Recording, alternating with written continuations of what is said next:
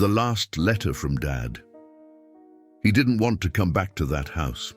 It had been more than 10 years since he'd walked through that gate. The dust, the silence, everything felt frozen in time. But what he didn't know was that inside an old drawer, hidden among papers no one cared about anymore, was a letter written with trembling hands by someone who was no longer in this world, a letter that wasn't just a goodbye.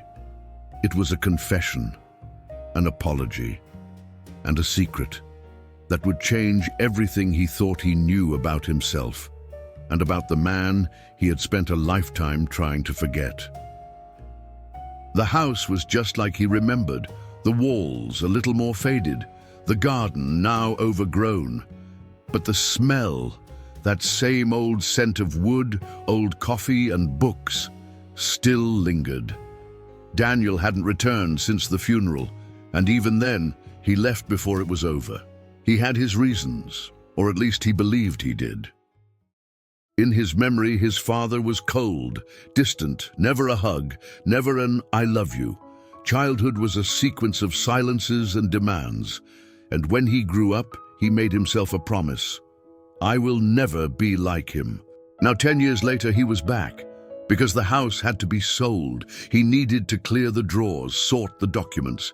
Nothing more, or so he thought.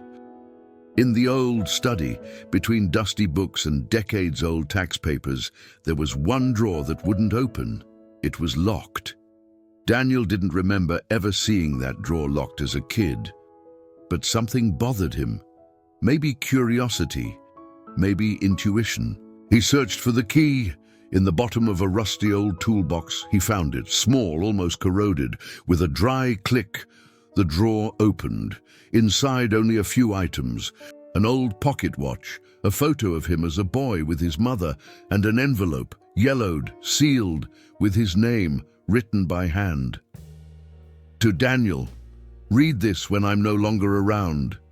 He hesitated for several long seconds. The envelope trembled in his hands. He opened it. "Son, if you're reading this, it means I've finally failed to hide my weakness, and time, that old teacher, has won.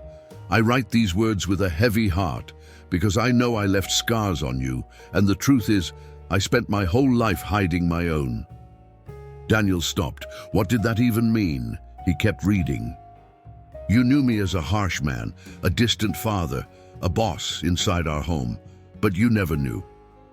I was once a little boy too, a boy who was beaten by his own father, who was told that real men don't cry, that affection was weakness, and love a waste of time. I grew up broken, and sadly I passed that pain on, but never, because I didn't love you." Daniel sat on the floor. Tears began to fall. What he had just discovered was more than words. It was the soul of his father being revealed. "Son, I saw your efforts. I saw when you tried to get close. I saw when you brought home your report card, hoping for a well done. And all I could say was, it could have been better. I'm sorry, my son. Sorry for loving in silence. Sorry for turning my fear into rigidity. Sorry for hiding my love behind walls." Daniel cried quietly. Everything he had always longed to hear was right there. Too late to respond, but maybe not too late to forgive. The letter continued. "If one day you become a father, be better than I was. Break the cycle. Love without fear. Cry when you need to. Hug tight. Say, I love you. And know this, despite all my mistakes, I was proud of you every single day. I just didn't know how to say it." Daniel looked at the pocket watch. On its back, an engraving: "Time doesn't go back, but love can still reach us." In that moment, alone in that silent house, Daniel closed his eyes. He didn't say anything out loud, but inside him, a prayer was born. "Dad, I forgive you, and I love you too." And in that instant, the silence felt lighter, as if time had finally made peace with love. A few months later, Daniel had a son. He named him Benjamin, which means son of the right hand, a symbol of affection and blessing. The first time he held him in his arms, Daniel whispered, "I'll make mistakes too, son, but you'll never doubt that you are loved."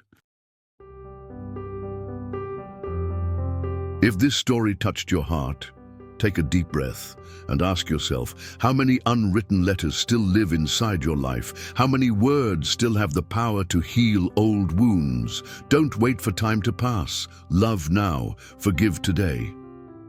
And if this message spoke to you, share it.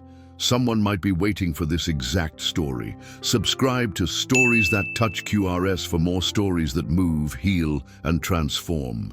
Because sometimes all we need is one last letter